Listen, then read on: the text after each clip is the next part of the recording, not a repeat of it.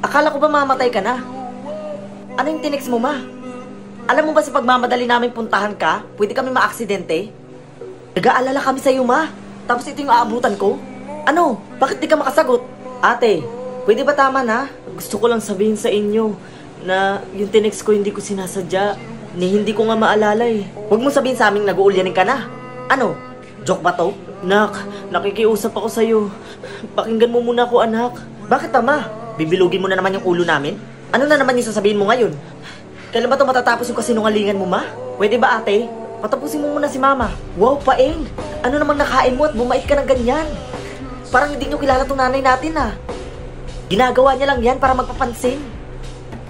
Baka ginawa niya lang yun kasi gusto niya tayong makasama. Gusto niya. Dahil gusto niya laging nasusunod. Hindi, ate.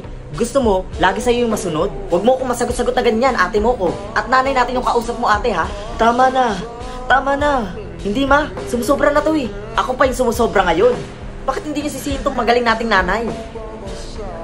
Ate, huwag mo akong hawakan. Nasasaktan na si mama, oh. Bakit ako ba laging sinisisi niyo? Tingnan mo, ma. Ito ba yung gusto mo? Yung palagi kami nag-aaway-aaway magkakapatid? Alam mo, sana, totoo na lang yung tinext mo na mamatay ka na. Para matapos itong panluloko mo. Sandali. Sino ba kayo? Bakit kayo nag-aaway-aaway sa bahay ko? Anong sino kami? Ma, anong sinasabi mo? Sino kayo? Hindi ko kayo kilala. Umalis kayo dito. Ma, saan ka pupunta? Huwag kang lalapit. Huwag kayong lalapit. Huwag. Huwag. Ma, tama na tong palabas na to. Hindi na nakakatuwa. Itigil mo na to. Ma, tama na.